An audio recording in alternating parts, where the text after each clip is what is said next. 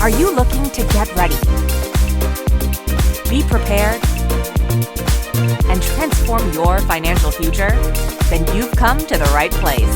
This is the Get Ready Money Podcast with Tony Stewart, where Tony has insightful conversations with financial experts who are changing the way we think about money. Catch up on the latest financial trends and hear practical advice from Tony and his expert guests so you can build healthy habits that work. Be empowered with tips for implementing small changes that can have a big impact on your financial future. So sit back and get ready to hear from today's guest.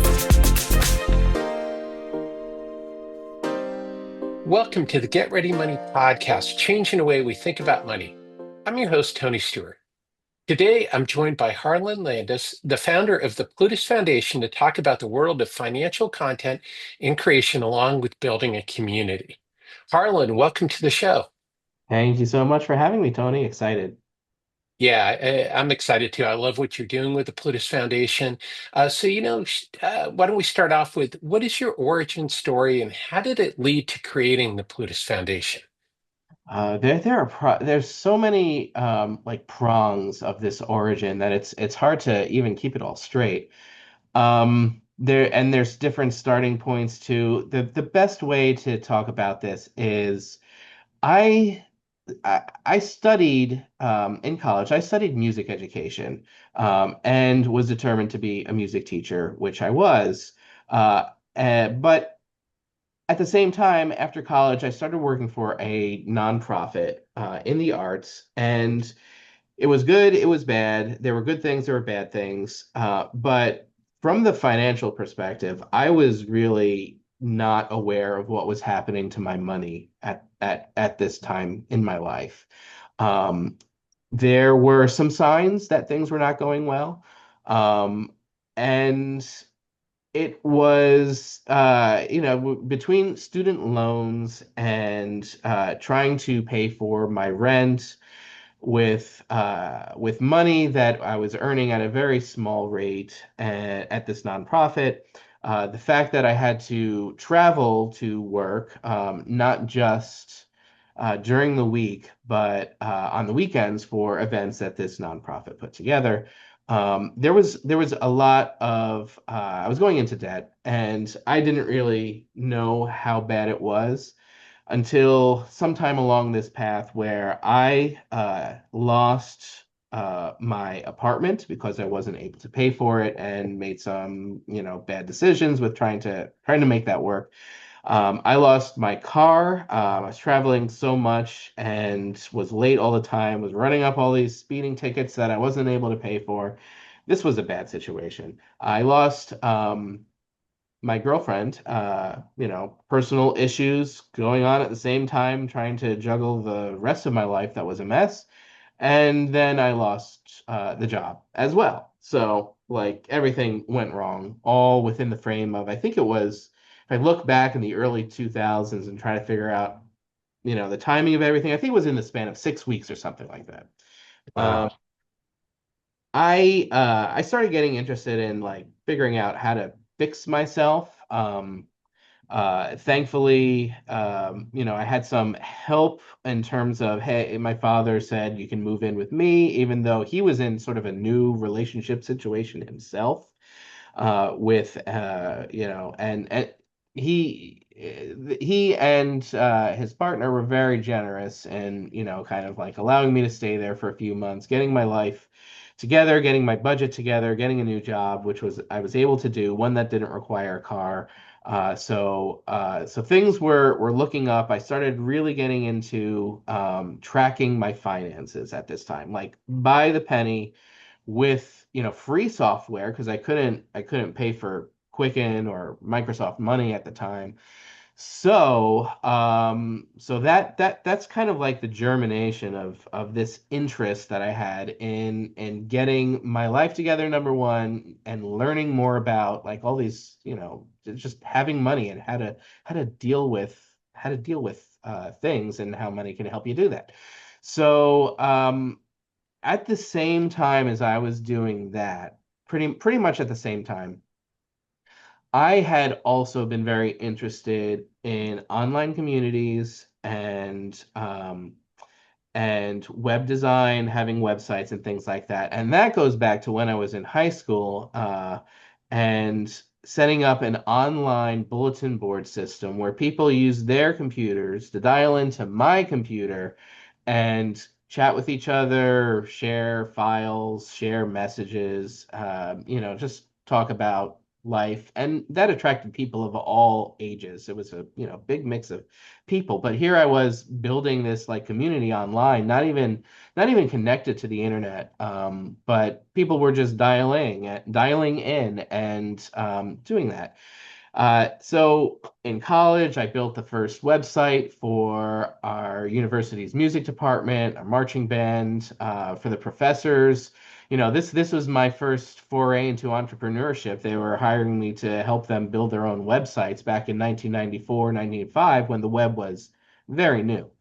So I was into all that stuff while I was in college. Had a personal website, started blogging, and before blogging was even a word. And so when this sort of combined with my financial situation, I was like, I'm going to start a website about this. So I started a website, which was called Consumerism Commentary, which was basically me tracking my finances, number one, and number two, just learning about money management and sharing the things that I learned. This was a weblog. Before it was called blog, a lot of people called it weblog. And that meant, oh, it's a log on the web of things that you find on the web. So I was posting lots of links to things like, mostly things that were written on journalistic sites like CNN or MSN Money. Just real great insights that I was learning about. I took a lot of inspiration from the Motley Fool discussion boards, and these were the topics that were really interesting to me. So I started writing about that, started this blog called Consumerism Commentary. Didn't think much about it until a few years later during the recession, when people really started looking for this information. Like, how do I save money? How do I, get the best interest rates on my savings account? How do I pay off my credit card? What is interest? I mean, these are all topics that people were searching for and they're trying to learn about when everyone was facing, some kind of financial difficulty in 2007, 2008. So there were some other financial blogs at the time. There were people who were writing about this suddenly found themselves, having lots of visitors and comments and interactions on their websites. So that was really interesting to me because here, okay, now I'm building a community just like I had done, just like I had loved doing, throughout, not only the online stuff that I was working on, but like every aspect of my life was all about building community, being a leader, and helping people find their way, doing various things. So yeah, this website that I created grew. This community of people who were creating information about personal finance, even if they didn't have a journalism degree, even if they didn't have certification as a financial advisor or financial planner, people were sharing their real life experiences and advice based on those experiences. And this was a community that was growing. And so uh, I just plugged into that as much as I could. I wanted to, bring in people who were coming to this community as new. They were starting their own content. There were lots of great ideas, and we formed networks or masterminds or different groups of people who could work with each other and help each other become better content creators and help each other communicate better about money. So that was the start of how the Plutus Foundation, what eventually became the Plutus Foundation, was started. All of these community things, bringing other bloggers and podcasters together who were really passionate about money and educating people about money. That was the whole beginning. Well, that's awesome. That covers a lot of ground, but I love the transition because I think, especially for those of us who come from a traditional financial services background, is we think that everybody's paying attention to us, but most people are getting their money advice from outside the traditional financial services industry, especially today. With YouTube and podcasting and everything. And so you're talking about these communities of people who are out there. The people are connecting with is, like Tiffany Elish, who has, I think, 500,000 dream catchers in her community. She's talking to a lot of people. Yeah. So, it's not the mainstream. So it's great that you've started something like the Plutus Foundation to help people start to see, like, okay, what is some quality in this area? So, let's talk a little bit more about the Plutus Foundation. What does the Plutus Foundation do? Yeah, well, the Plutus Foundation only started because it grew out of the Plutus Awards, which we started in 2008, 2009, around that time, because the community, like a few of us content creators, saw that, hey, you're right, there's all these people creating content now. Some of it's good, some of it is really good, and some of it is not as good. But even among the really good content, there were people with all different backgrounds. Sure, there were some, professional financial advisors. There were some journalists, and there were people who had, they'd come from just their financial education stemmed from what they needed to learn about their own situation.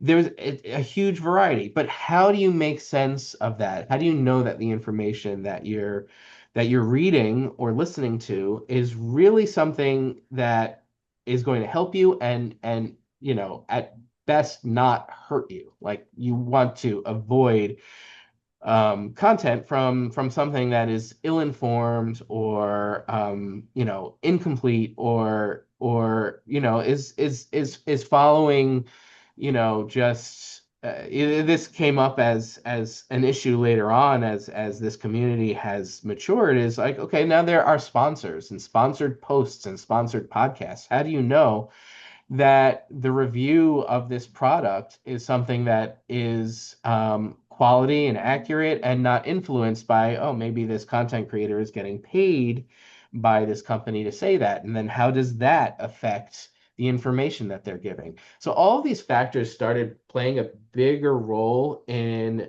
online content overall, just sort of a part of media and internet literacy, which I think is, so important for people to learn. And for those of us who are kind of like around for the growing up of the internet, from, the time where it was once a community for mostly academic people and military people. Those are the people who had access to the internet, through your universities or through the government in some way. And eventually in the late 80s, the internet opened up through like commercial entities like AOL. They started offering internet access to the general public. Suddenly, the internet was flooded, by everyone, and everyone had access to it, which is great. I mean, the democratization of the internet is so cool, and so important to society, and it's allowed so much information, cultural exchange, just the world that has opened up to people because of that is so important. But also it means that, okay, the information you're getting is not vetted by anything. These aren't all professionals. So, the in 2008, by the time we reached that point, it's like, okay, we've got sponsored content now. We have people who are posting things in order to get, some other goal beyond just educating people. So how do we make sense of that as a community? How do we, kind of give a stamp of approval so that people will know, audiences will know, readers and listeners will know that what they're reading um, can at least in some way be trustworthy? So the Plutus Awards came about. Uh, we give awards out, and we've been doing it for 15 years now, at least 15 years, on categories of all different financial categories. So if someone wants to say, they want to read some information about, they want to learn about retirement, or they want to listen to a podcast about retirement. If they're listening to a podcast that's put together by a Plutus Awards winner, then they know that that content is going to be trustworthy and going to be entertaining and just overall a good package that they can feel confident in listening to and taking advice from. So that was the Plutus Awards, and that eventually led into the Plutus Foundation. Once I sold my content business, consumerism commentary, I was able to kind of focus on the things that were, let's focus on something that's more important to me. So building that community, giving back to the community, and having the Plutus Foundation as a way to do that and to encourage others within the community to do that. And the Plutus Awards does that as well as part of the foundation. And then we also sort of encourage best practices for content creators so that we know that everyone's kind of, we're leading this wave of content in a direction that we think will be most helpful to the people who need it the most.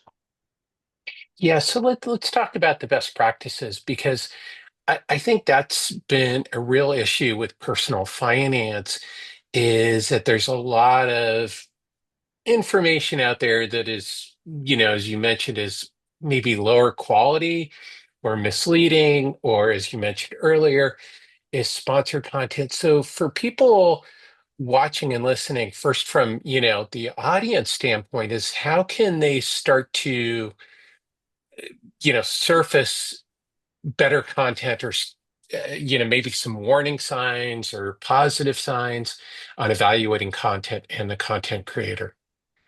Yeah, I think a lot of that comes back to media literacy.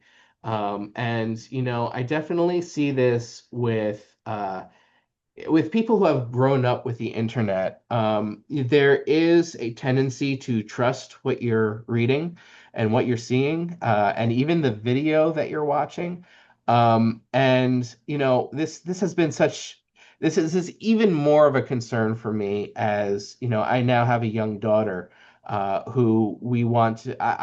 We want to, as parents, we want to make sure that they're not influenced by misleading information by the time they, by the time she, comes to the age where she's going to be exposed to things online or TV or wherever it may come from.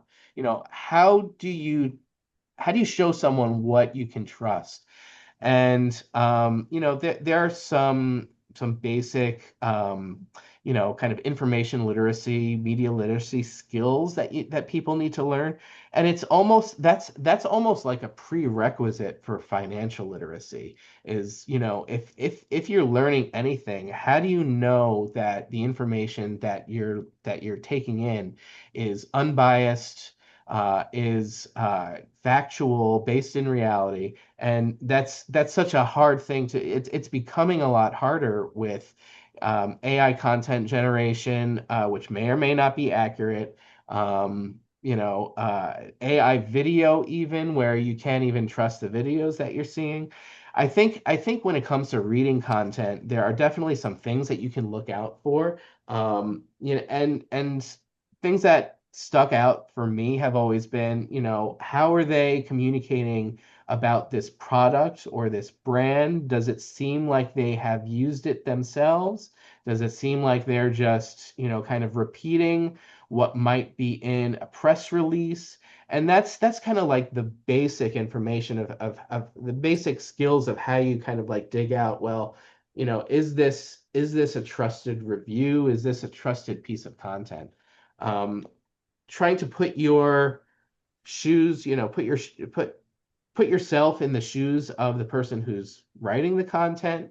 What are the assumptions that they have, either about what they're writing about or about their audience, about who you are as an audience member?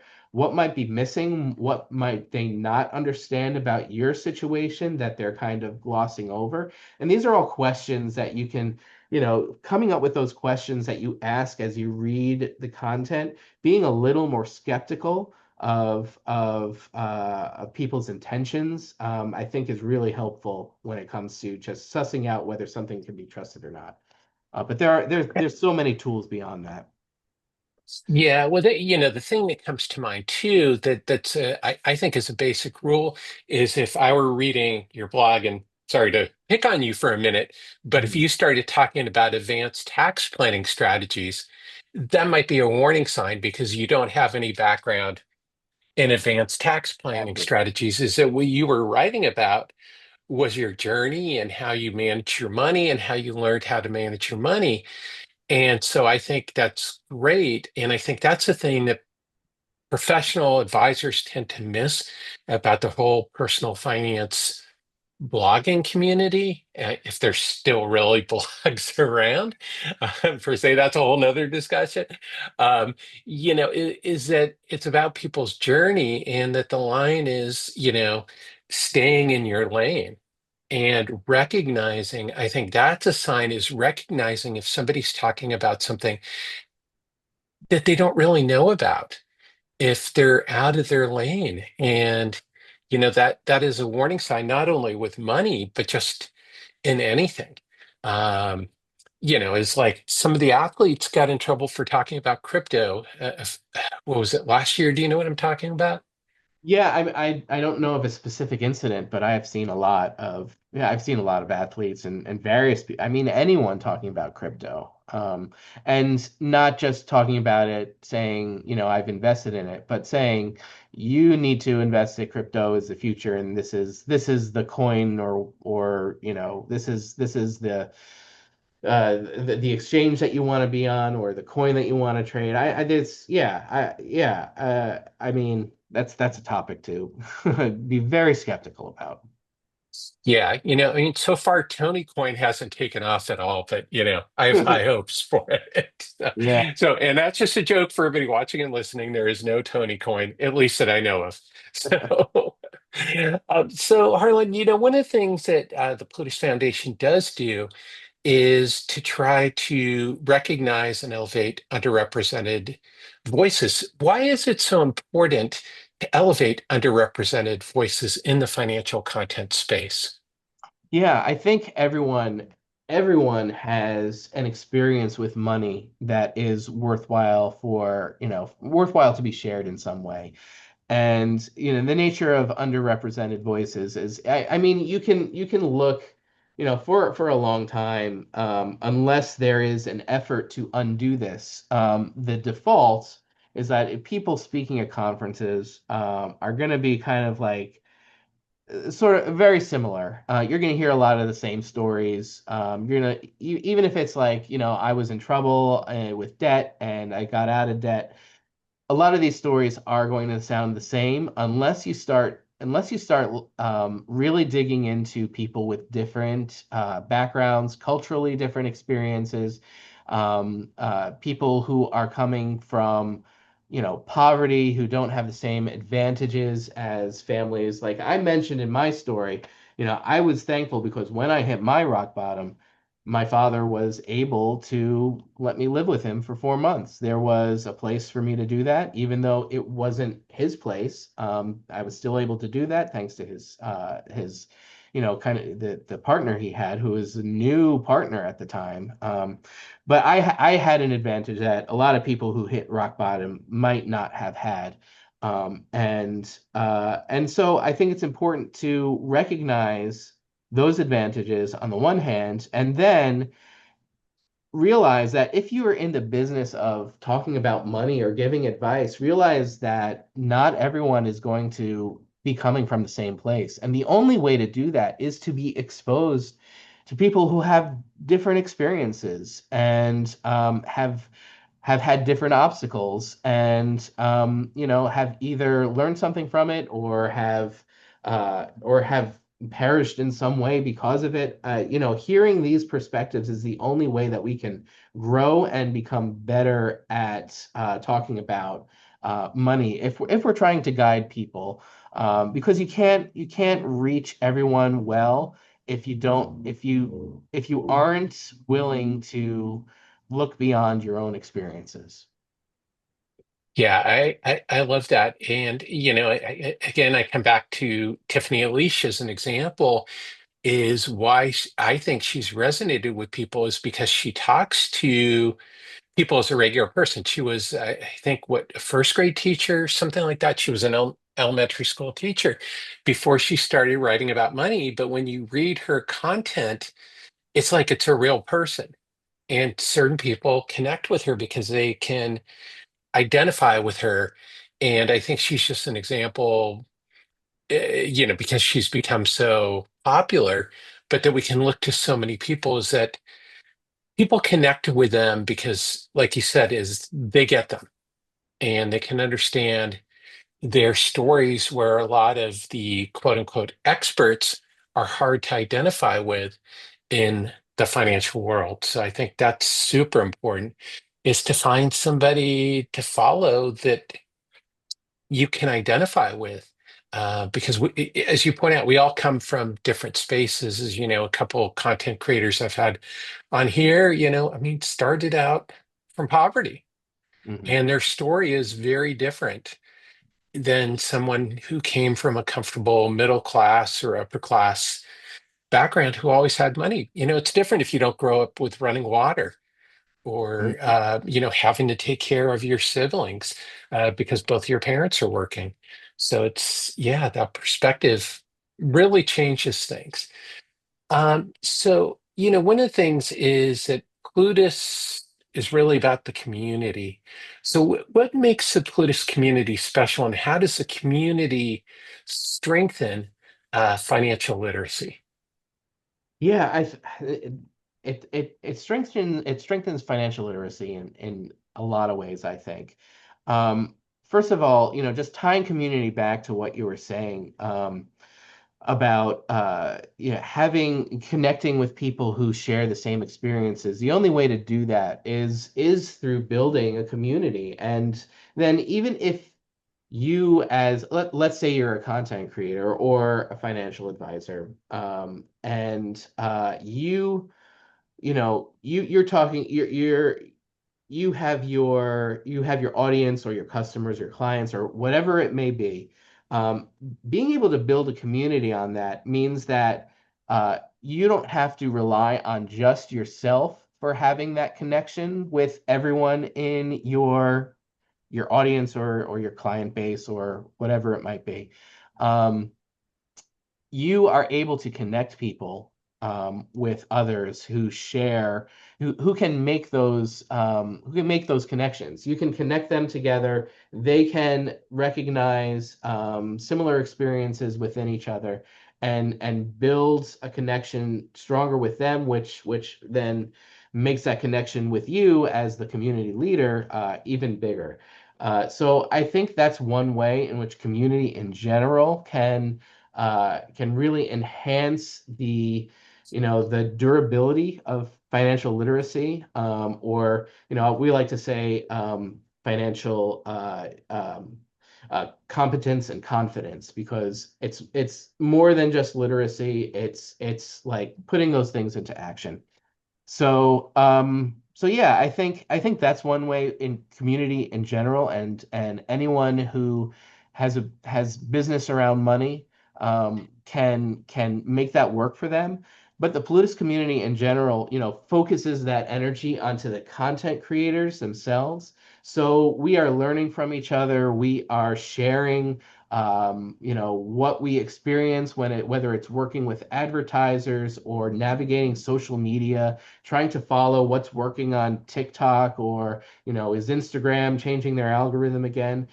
Content creators need to talk to each other so that they can be the best content creator they can possibly be.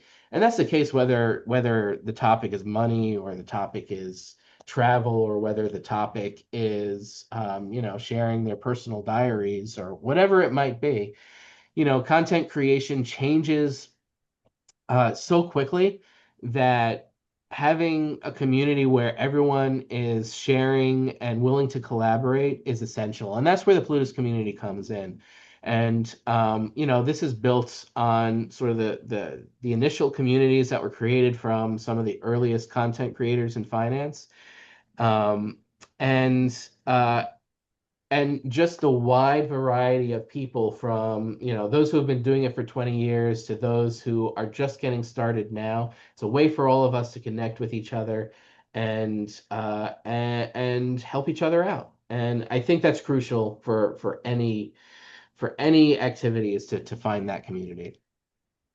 Fantastic. And I know I've benefited from the community. I already met some great people with collaboration opportunities. So I know I appreciate the community. For anybody watching and listening who's in the financial literacy space, reach out to me. And of course, there'll be links in the show notes on how to join the Plutus Connections community. Lastly, before we start to wrap up, is just tell us a little bit more about what are the Plutus Awards and how do they work? Yeah, okay. So the Plutus Awards are, it's like at first we were saying the Oscars, but now I think it's more like the Golden Globes. More about that, we'll come out as we kind of design our next award ceremony. But it's a way for us to recognize who is putting out the best content across a whole bunch of categories, like 30 or so categories of different aspects of personal finance or things related to that, and give them recognition, uh, give them more attention, bring some awareness, elevate them in some way so that they can grow their audience, grow their impact, and also show that they're appreciated for all the hard work that they do, putting together what they do. And it is hard work. I mean, when I started, I was working, 9 to 5, and then spending another 8 hours every day at night, losing sleep because I was spending time writing several articles a day.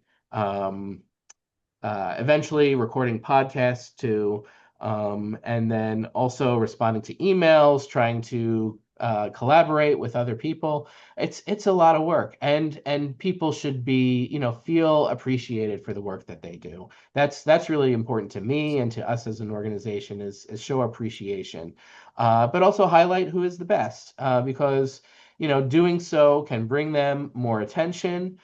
People have talked about how winning a Plutus Award has opened them up to deals with brands, other collaboration opportunities that wouldn't have come across their desk otherwise, which is all great.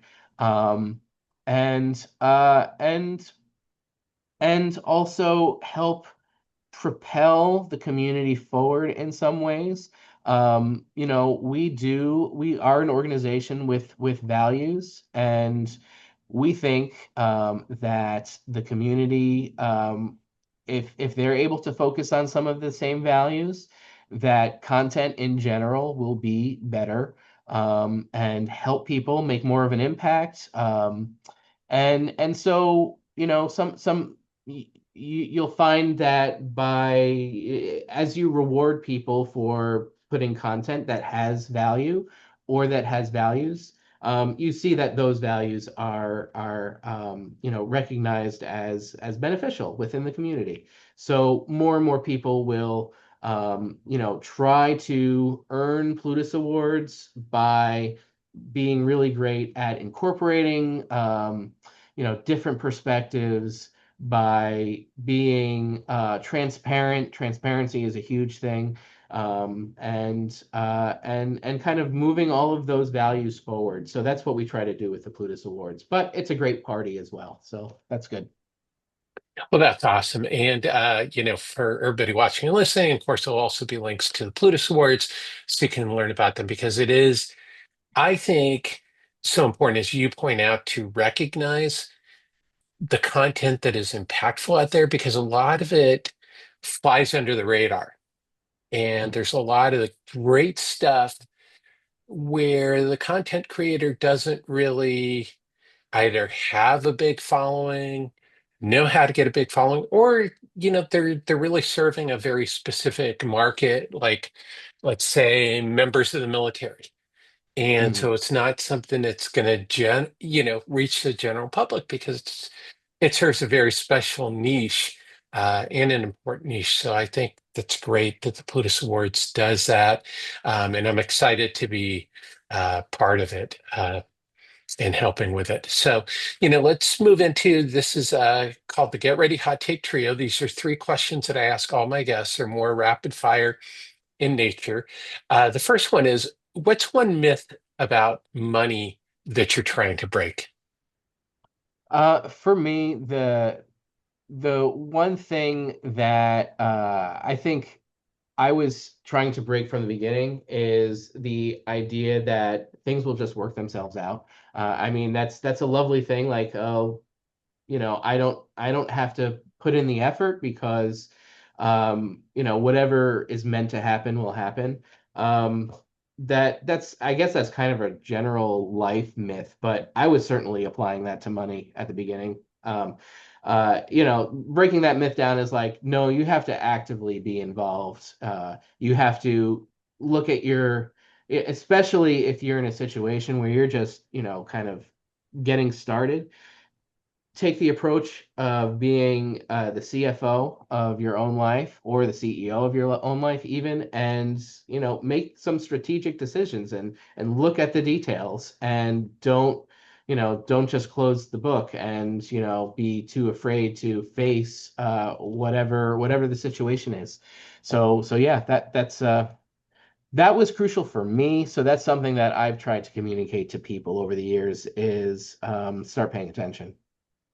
Yeah, I think that's so important. And I think what you say is that changing that perspective that you are the CEO of your own life and you have these various things that you have to run, and money is a part of everything. Yeah. Runs through all parts of our lives. So not paying attention to it, has a lot of very negative impact, and you always struggle. I think one thing is that, you know, anybody can learn money, but that we oftentimes feel like we can't. So, taking that on, and as you said, is like learning about it, and you've been talking about it. The Plutus Awards is a great place for people who don't feel comfortable with their money to find content creators who hopefully resonate with them. So, Harlan, let's get out the time machine next. If you could go back in time, knowing what you know now about money, what advice would you give your younger self? Yeah. I would go back to when I first started like this path. I talked about hitting, that rock bottom. I so what I did and what I did wrong was um I had I had money left over from my bar mitzvah, and that was from like it was in one of those transfer minor accounts, universal transfer to minor, whatever it was called. I don't remember offhand. I'd have to look it up. But anyway, it was in an account. It was turned over to me when I was 21. I'm like, oh, okay, this is in a mutual fund. Great. I'm going to start contributing in the 401k equivalent at the nonprofit to this mutual fund, or it might have been in a taxable account. Anyway, I started investing regularly as I was earning money into this same mutual fund, and then I was looking at it over time, and I'm like, why am I always seeming to pay more for this? I thought I was dollar cost averaging. I thought I was doing great. I was following, the general rule of what you're supposed to do when you're investing on a regular basis, but each time I was paying a premium and I couldn't figure out what that was all about. Well, it turns out, simple explanation, this was a mutual fund with a front end load. Now I was investing, but I didn't know what that was. Now, knowing what I would know, I would go back and choose an index fund, something with no load, low fees. At that stage in my life, that would have been a better choice. Would it have made a huge difference overall, to my life today? Probably not. There are other decisions that I could have made that would have been better. But that's just one financial thing, like one nitpicky thing that I would have liked to have changed, if I had a time machine. Everything else is like, okay, well, I went through what I went through and I learned because of it, so I'm not going to change that. Well, that's awesome.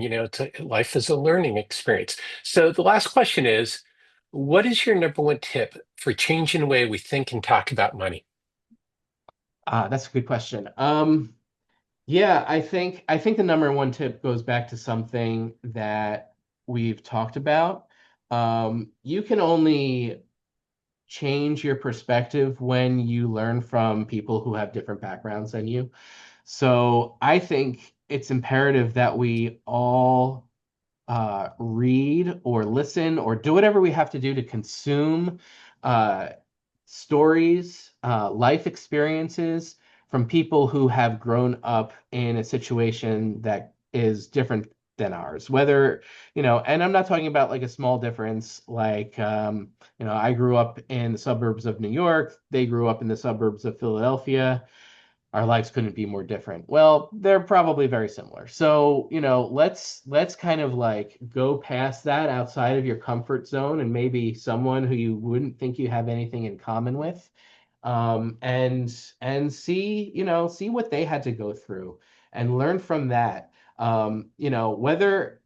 Whether we're just worried about handling our own finances or whether we're trying to help other people with their finances, doing that and making a habit out of it, and making an effort to do it, not just when it's in front of your face, but seeking it out, I think can all make us better at whatever we're trying to do when it comes to money.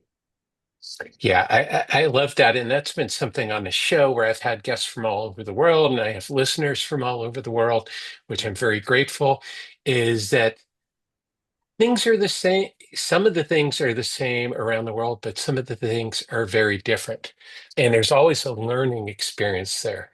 Um, in saying what is the same and what is different, as you point out, but there's always something there to learn that's unique to everybody's background. So, Harlan, where can people learn more about you, the Plutus Foundation, and the Plutus Awards? Yeah, they can go to PlutusAwards.com for information about the Plutus Awards. That's also linked to PlutusFoundation.org. It's all part of the same site, where they can learn more about the foundation. Plutus CNX, Plutus Connections, is our community platform, and it's for content creators or anyone who has anything to do with financial content creation. So whether you're a financial advisor who would like to, have a secure, a really solid online presence, or whether you're a podcast editor who, would like to find clients, there's a spot for you at Plutus Connections, PlutusCNX.com. Fantastic. And for everybody watching and listening, as always, there will be links to the sites and the community. You can reach out to me if you want to chat about it. Um, but yeah, it's great. And if you want to support the Plutus Foundation, you can also make a donation on the Plutus Foundation website, as well as learn about being a sponsor for the Plutus Awards if it's something that would be of interest to you. So, Harlan, thanks for joining us today and sharing your insights. Yeah, thanks for having me, Tony. I really enjoyed this, and yeah, I look forward to more that we can do. Yeah, so thank you everyone as always for tuning in to this episode of the Get Ready Money podcast. If you learned something today to change the way you think about money, please be sure to share it with someone and be sure to subscribe. You can also join the Get Ready movement at tonystewart.com to receive my newsletter, recommendations, and free tools, Get Ready Toolkit at my website at tonystewart.com. Until next time, let's change the way we think about money.